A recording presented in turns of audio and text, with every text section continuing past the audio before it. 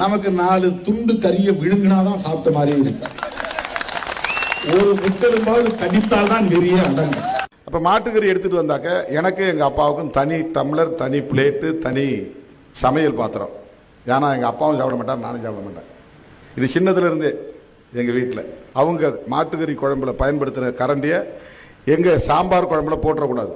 பயங்கரமா எங்க அப்பாவுக்கு கோபம் வரும். திருமாவளவன் அவர்களை பொறுத்தவரை, எங்க அண்ணா பொறுத்தவரை, இங்க இருந்தாலும் சோறு தான், அங்க இருந்தாலும் சோறு தான். என்ன 2-3 கறி துண்டு அதிகமாக கிடைக்கும். கடைசியில் பார்த்தீங்கன்னா அவர் கறியை சாப்பிட்றதில்ல பொழுது.